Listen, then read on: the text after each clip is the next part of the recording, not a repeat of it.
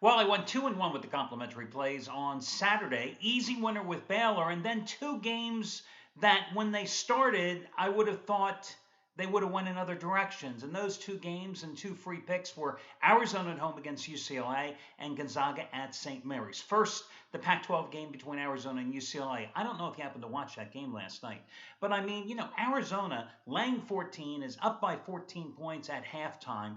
And the Wildcats absolutely dominated on the boards, 40 to 23 advantage on the glass. And not surprisingly, 16 to nothing. They outscored the Bruins on second chance points.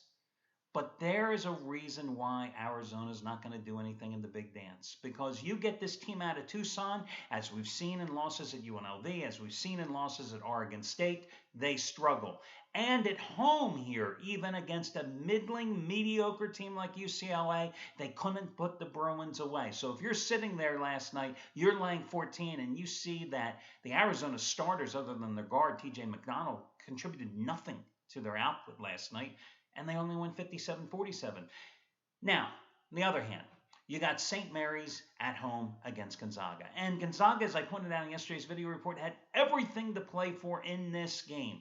Forget the fact that it was St. Mary's home finale. Forget the fact that they'd won 7 straight in the series. Forget the fact this was their road finale.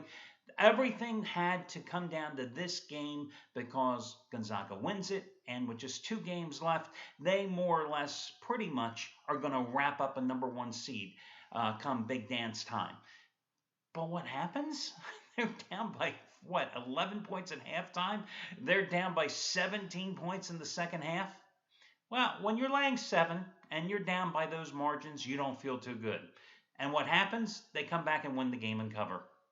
Just a total full job by St. Mary's, just like the first time when those two teams met. But an interesting day in college hoops on Saturday. I've got a couple more college hoop plays coming your way in just a moment. One guy who did not have to worry yesterday was Matt Rivers once more. As yesterday, you got the 7th ever blank check waive the rating college basketball play of his 12-year career, as he's one of the charter members here of the site, and he delivered with LSU stopping Florida. Now that was on the heels of an NBA blank check winner on Friday night with the Pacers pummeling Philly on the road. Both of those winners you got as the half price play of the day, and the same thing goes today. Because once more, Matt Rivers, blank check, waive the rating, game of his career winner number 23 out of 32. 23 out of 32, and it's the 5th ever in the NBA. Actually, that is not right. I think that is actually the,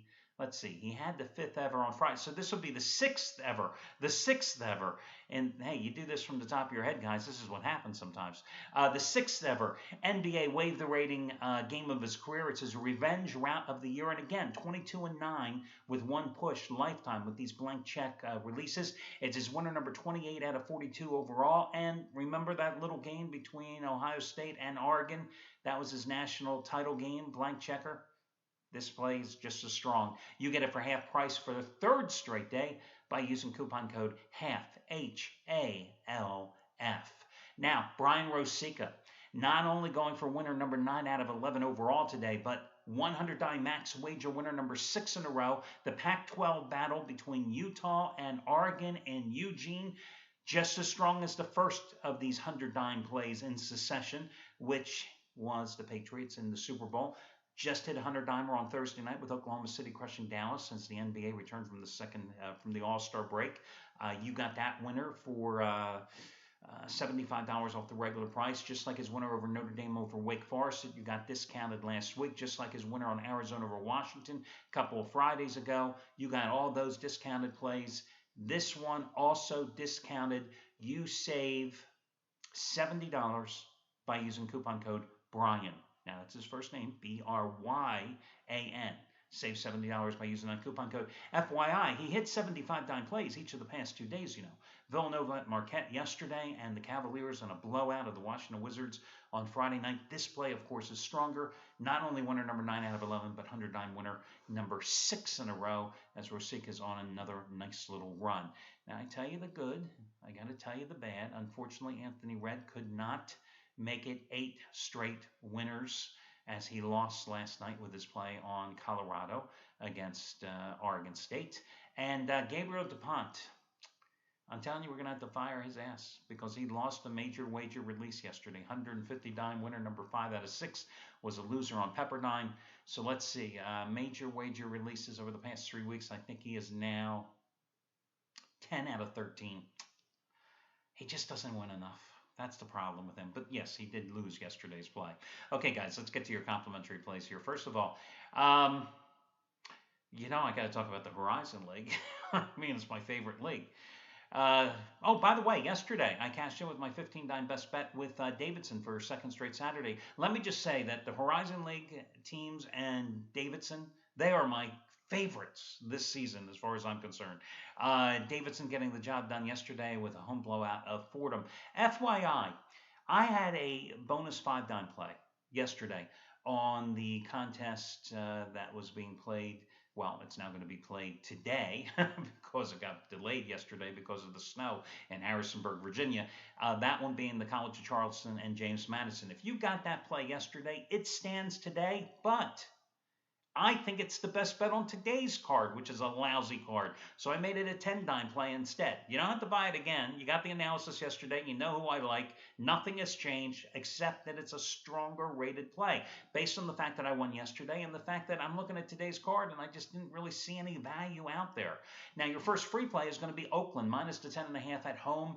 The Golden Grizzlies coming off a 76-67 win at Wright State on Wednesday. I used them that night. They've won 9 of their last 11, when that included a win at Illinois of Chicago by a 92-77 score to start off the month of February. In that game, on the road no less, they hit 60% of their shots from the field. They hit 50% of their three-pointers. Flames are coming off a 71-60 home loss to Wisconsin. Milwaukee is a 1-point favorite. They've lost 10 of their last 12. It's a big number, but again, Oakland still in a solid 4th place in the Horizon League, but a couple of games left here. They can't afford to lose any of them in terms of helping their postseason seeding in the conference tournament. So I'm going to go with them. I'm also going to ride LaSalle minus the 5 points at St. Louis.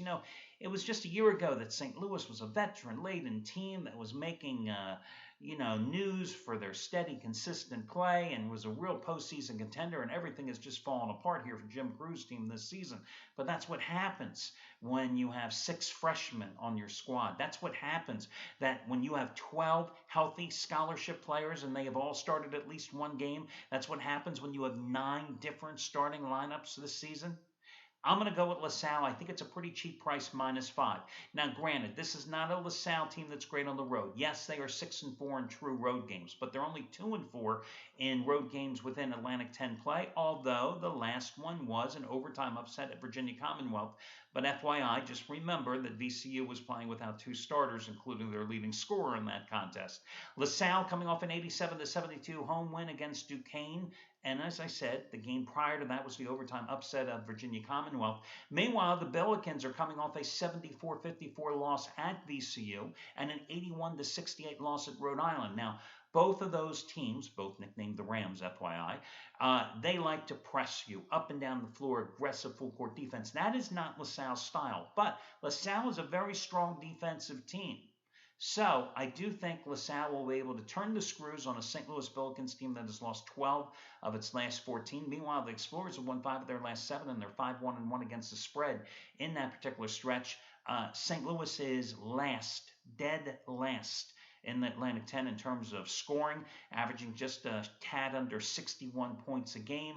So also they really had trouble holding on to the ball, which probably goes a lot towards the fact that Cruz keeps changing his starting lineup constantly. But they have averaged 18.5 turnovers in the past 4 games. What a surprise. They've lost them all, huh? So I'm going to go with LaSalle and the Oakland Golden Grizzlies. You got to love that nickname. Hey, I play for the Oakland team. What's your nickname? The Golden Grizzlies. Yes, gotta love that. Okay, those are your 2 free picks. Good luck, everybody, and I'll catch you again on Monday.